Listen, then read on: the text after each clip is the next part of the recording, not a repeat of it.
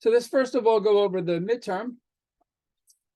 And I know some people told me that they haven't taken a written exam for several years, which kind of shocked me because, but in any case, so problem number one, we have a function of two variables, z equals f of xy is 9x squared plus y squared. And we want to draw the level curve. That means all points in the plane where f of xy equals 9, or 9x squared plus y squared equals 9.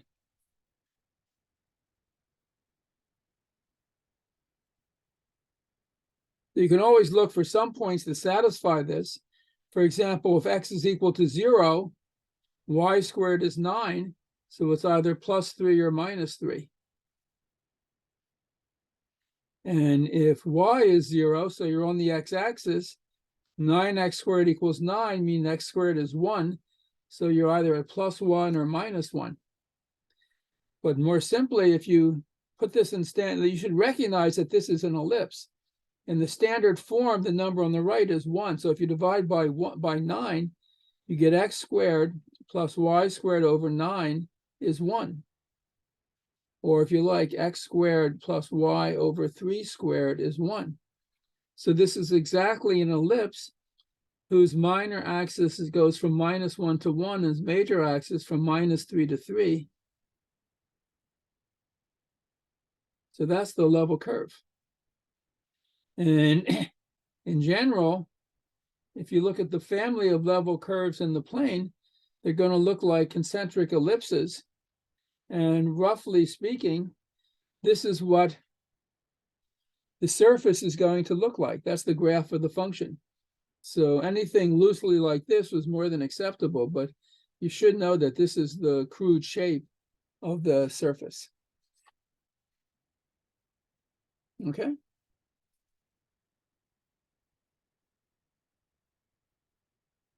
Questions about this? Okay. Problem 2 is to calculate two limits. One is the limit as xy goes to minus 1, 1 of 2x cubed minus x squared y plus 7y squared over x squared plus xy. So if you look separately at the numerator and denominator, if you have 2x cubed minus x squared y plus 7y squared, that's just a polynomial. As x goes to minus 1 and y goes to 1, this goes to 2 times minus 1 cubed minus minus 1 squared times 1 plus 7 times 1 squared. That's minus 2 minus 1 plus 7, that's 4. So this numerator approaches 4. And the denominator, x squared plus xy, approaches minus 1 squared plus minus 1 times 1, which is plus 1 minus 1 is 0. So if you have a rational function where the numerator approaches some non-zero number, but the denominator goes to 0, this goes to infinity, or you might say, just as equally well, does not exist. So there is no limit, or the limit is infinite, but that's that result.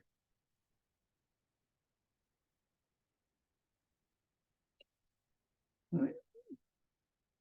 In part B, we have a limit as xy approaches 25, 9 of 9x minus 25y over 3 root x minus 5 root y. And again, we can look separately at the numerator and denominator. 9x minus 25y, what does that approach as xy approaches 25, 9? This is approaches 9 times 25 minus 25 times 9, which is 0. So the numerator goes to 0. And 3 root x, the denominator, minus 5 root y, goes to 3 times the square root of 25 minus 5 times the square root of 9, which is 3 times 5 minus 5 times 3 is 0. So both numerator and denominator go to 0. So this might or might not have a limit. And very often in that case, you look and see if the numerator factors. And the numerator does factor. This can be written as 3 root x minus 5 root y times 3 root x plus 5 root y over 3 root x minus 5 root y. And when you factor, you see that this term and this term cancel. So this is equal to 3 root x plus 5 root y. And the limit of 3 root x plus 5 root y, as x goes to 25 and y goes to 9, is 3 times the square root of 25 plus 5 times the square root of 9. That's 3 times 5 plus 5 times 3, which is 15 plus 15, or 30. So that's what the limit is.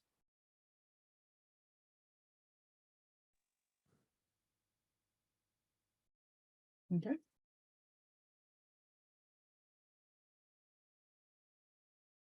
Questions about that?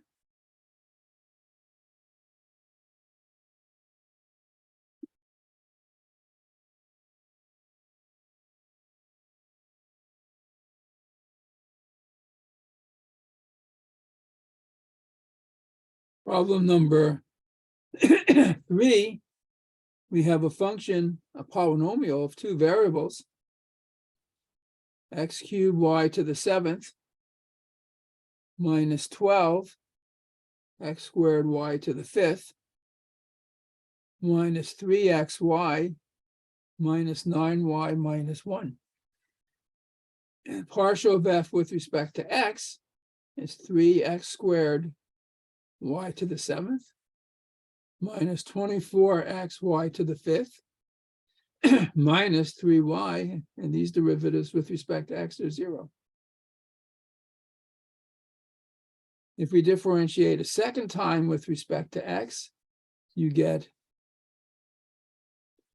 6xy to the 7th minus 24y to the 5th. This is 0. That's what it is. Or if you differentiate first with respect to x and then with respect to y, then I'm differentiating this with respect to y. 3 times 7 is 21 x squared y to the 6th. 24 times 5 is 120 x y to the 4th minus 3.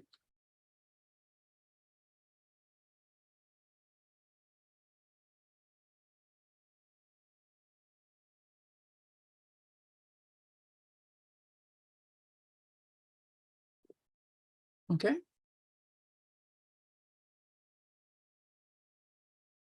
In problem 4, this is the chain rule. We have a function of 2 variables. F of xy is the sine of xy, but x in part A, x is a function of t, and y is another function of t.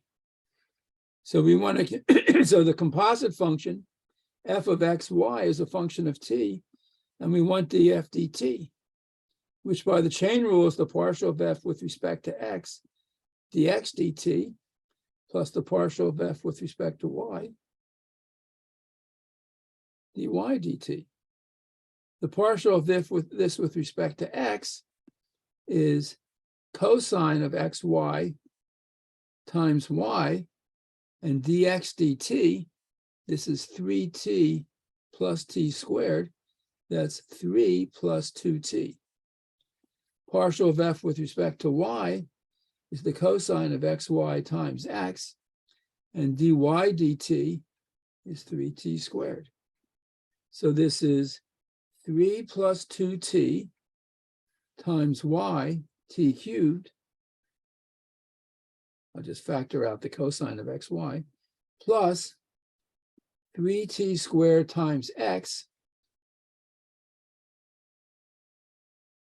3t plus t squared, times the cosine of x times y, 3t plus t squared times t cubed. And that's df dt.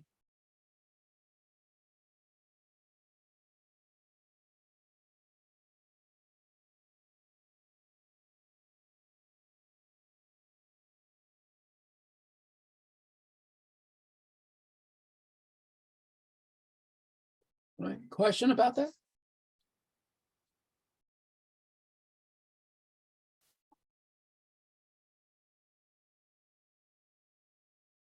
Okay. And part B is the second use of the chain rule. So this is 4b.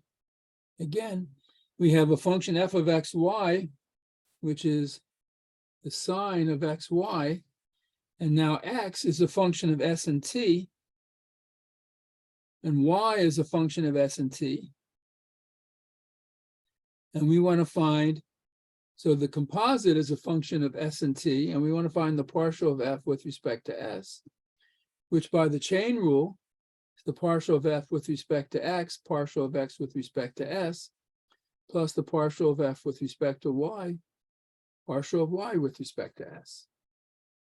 Partial of f with respect to x, we already saw, that's the cosine of xy times y.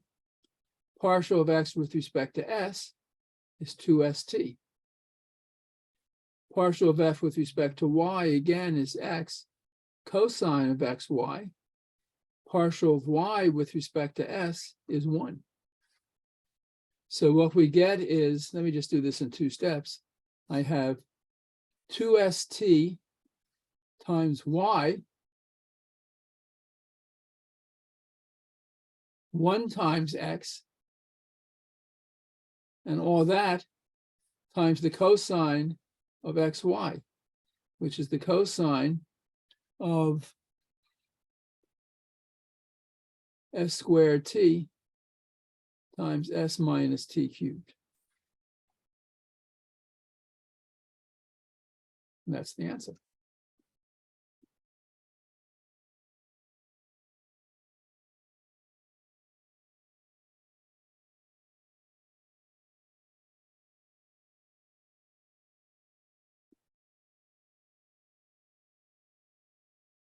Any questions so far?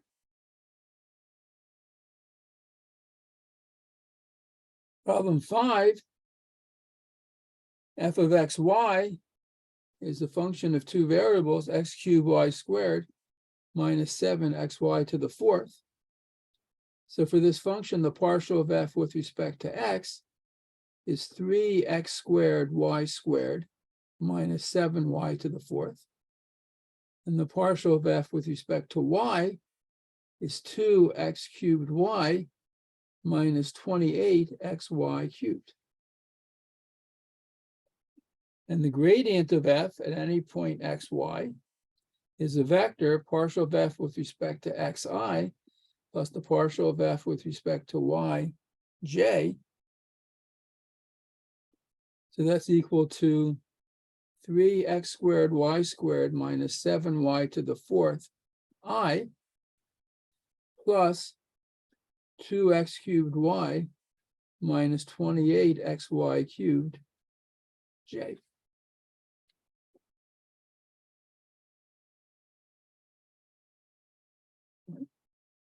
That's the gradient. And if you want to evaluate this at some point, you just plug in, if the point is 2, 3, that means plug in x equal 2, y equal 3. So this is 3 times 2 squared times 3 squared minus 7 times 3 to the 4th I plus 2 times 2 cubed times 3 minus 28 times 2 times 3 cubed j. And then you just have to do a little bit of arithmetic. Let's see, this is 9 times 4 is 36 times 3. That's 108. Professor, we can't see that. Oh, all right. Well, now it's just arithmetic, right? So, Okay. and this is 7 times 81. which is 567I, plus, let's see, what is this? 2 cubed is 8 times 2 is 16 times 3, 48 minus, let's see, 27 times 2, that's 54. 28 times 54. So you take out a pencil and you multiply and add, it just takes a second. So we get minus 567 minus 108 is 467, 459 minus 459I, and you do the arithmetic and what do you get?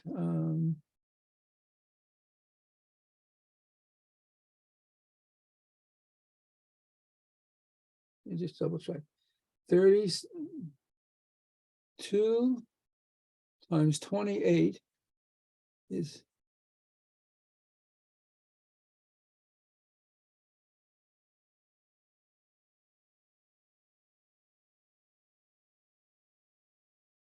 2 times 28 times 27. I'm just taking a piece of paper. So 28 times 27. So 28 times 54. Yeah, 28 times 54. What is 28 times 54? 4 8s are 32. 4 2s are 8, and 3 is 11. And 5 8s are 40. 140, 2151. So this is 48 minus 1512. And 1512 minus 48 is 1464.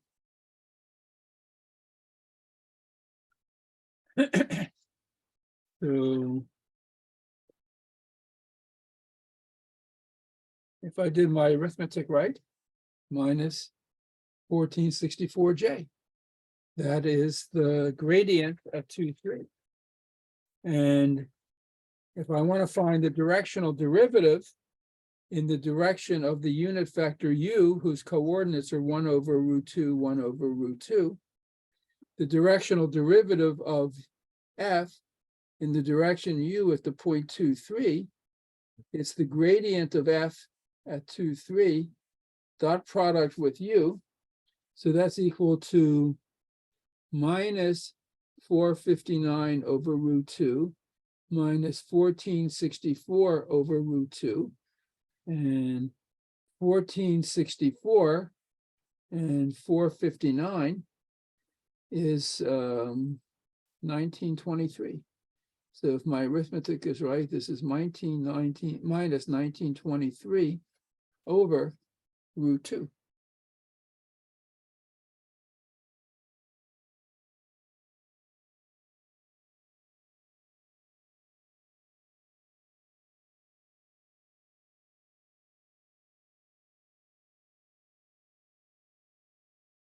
That's the directional derivative. Okay. Questions so far?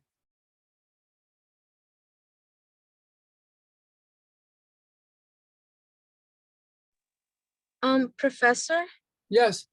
when are you gonna upload the grades from the test? This weekend. I just got them. They were sent to me by mail and I got them. Okay. I just got them actually. So I'll be grading them over the next few days and the grades will be posted on Blackboard. Okay. Okay. It's so, but how much is it worth the test? Like, is it more worth than the ones on Pearson's that we had done? So someone asked me that and I said, I think roughly the homework and the exams on Pearson will count 50%. And this midterm you just took is 20%. And the final exam, which will be in person, will be 30%. Okay. Right. I've started to grade the exams, and very few people can actually get the right answer. So I'm giving a lot of partial credit. Okay, thank you, Professor. I mean, if you clearly knew what you were doing, but you got the arithmetic wrong, you only lose a point or two. Okay, All right, thank you, Professor. Yeah, because I'm looking at the problems that you're doing, and I'm getting the arithmetic. I'm getting like the process right, but like with the calculations, like some of the calculations, I realized that I messed up. Yeah, no, I understand, but I mean, ultimately in mathematics, you have to get the right answer, but I understand the difficulty.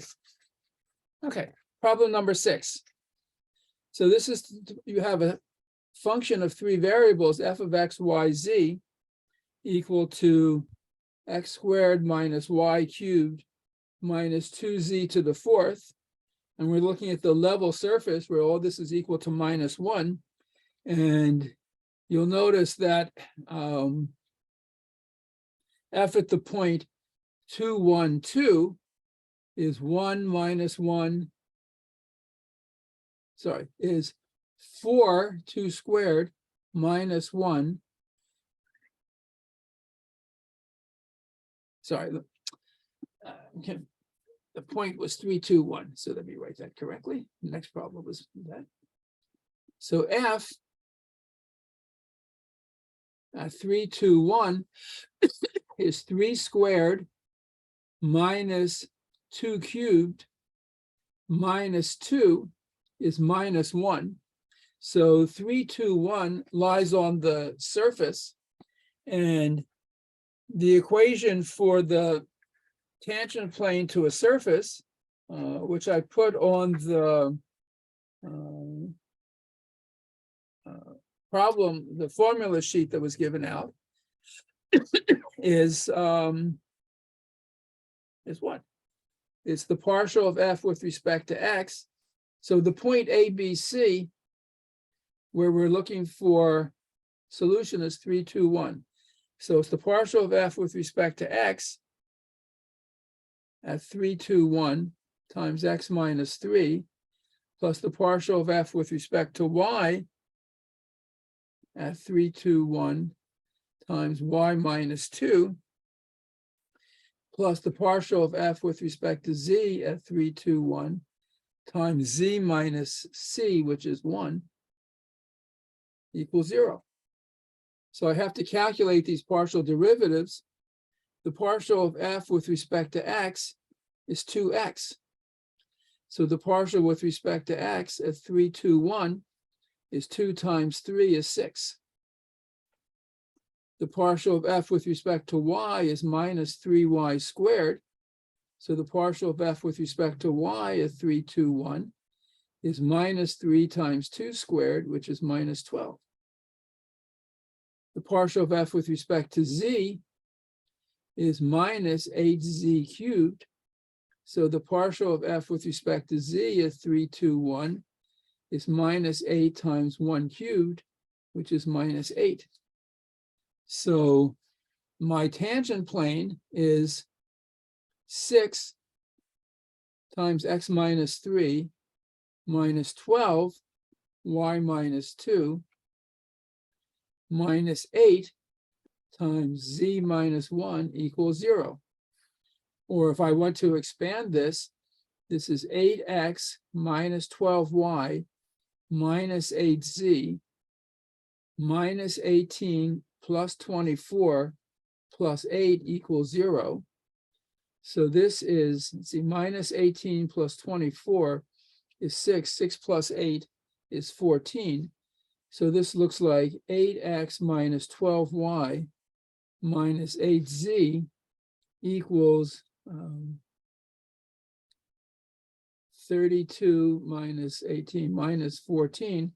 Or if I divide it by 2, 4x minus 6y minus 4z equals minus 7. Let's see if this is any chance of being correct. At the point 3, 2, 1, this is 12. Now this can't be right because this is even and this is odd. So what is, so there's some arithmetic mistake that I've made. Let me just double check. 6 times x minus 3 minus 12y minus 2 minus 8 minus 7. So this is 8. Oh, I wrote 8 here, but it's 6. I don't know why I did that. Good, always good to check. So 6x minus 12y minus 8z. So if I divide by 2, just to make the numbers simpler, I get 3x minus 6y minus 4z is minus 7. At 3, 2, 1, I get 9 minus 12 is minus 3, minus 4 is minus 7. So this is correct. That's the equation of the tangent plane.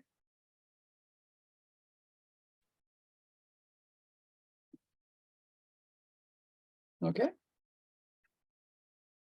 Any questions about that?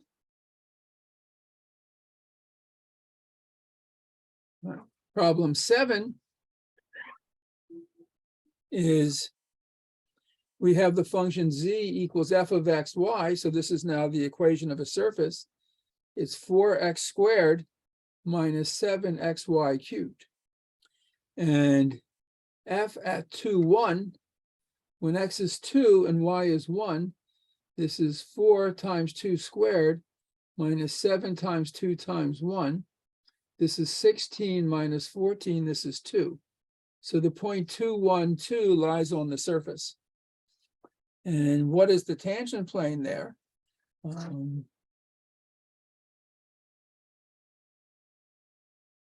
So in general, for a surface, the tangent plane is given by z equal to the partial. So this is at a point AB. So here the point AB is equal to 2, 1. So the partial of f with respect to x at 2, 1 times x minus 2 plus the partial of f with respect to y at 2, 1 times y minus 1 plus the value of the function at 2, 1. So the partial of f with respect to x, let me write a little box over here. F sub x is 8x minus 7y cubed.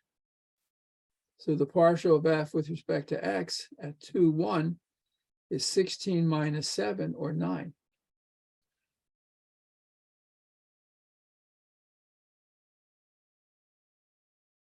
The partial of f with respect to y is 0 minus 7 times 3 minus 21 xy squared. So the partial of f with respect to y at 2, 1 is minus 21 times 2. This doesn't look right. Partial of f with respect to y minus 21 xy squared. So at 2, 1, that's minus 21 times 2 times 1. That's minus 42.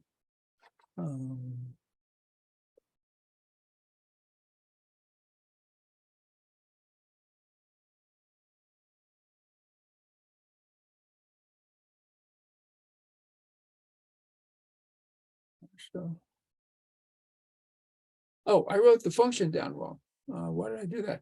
So the function is f of is 4x squared y squared minus 7xy cubed. But again, that's evaluating this at 2, 1, you still get 2. So the partial of f with respect, let me do this correctly. It always helps to write down the problem right. Partial of f with respect to x is 4xy squared minus 7y cubed. So the partial of f with respect to x at 2, 1 is 8x. Is 8 is 16 minus 7 is 9. Partial of f with respect to y is 8x squared y minus 21 xy squared. So the partial of f with respect to y at 2, 1 is 8 times 4 times 1 minus 21 times 2 times 1. That's 32 minus 42, that's minus 10. So I get 9 times x minus 2 minus 10 times y minus 1. And the value of the function at 2, 1 is equal to 2. So this is 9x minus 10y minus 18 plus 10 plus 12 is 6. So that is the tangent plane, or if you want, you can write it, it's exactly the same thing as 9x minus 10y minus 6 minus z equals minus 6. They're equivalent, so they're both a tangent plane. And the linear, all right, so questions about that? Okay. And then for the same function, the linear approximation at the point 2, 1 is this, which when you work it out is 9x minus 10y minus z. That's the linear approximation. Sorry, 9x minus 10y plus 6. And if you want to estimate 1.9, L of 1.9 comma 1.1, you can do it in either of two ways. You can either plug the numbers in here, 9 times 1.9 minus 10 times 1.1 plus 6. So 9 times 1.9 is 17.1. 10 times 1.1 is minus 11 plus 6. So that looks like 6.1 plus 6, 12.1. That's pretty bad. Why did I get that?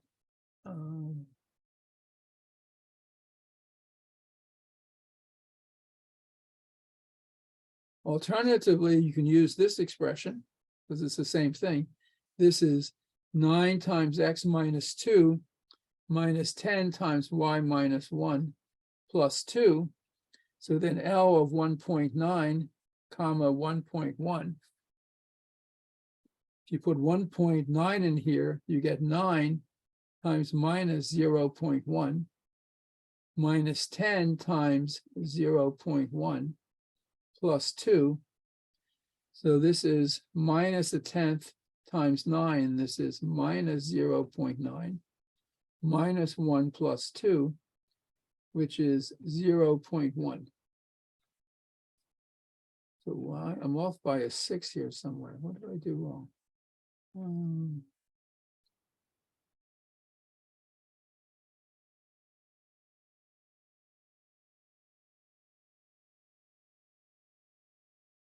Minus 18. Oh, this is minus 6. So this should be plus 6. And if this is minus 6, I get exactly 0.1. So 0.1 is the not very good approximation at this point, but that's the answer.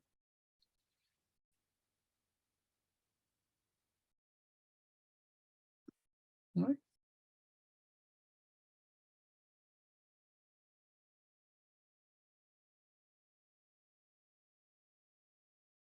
Any questions about this?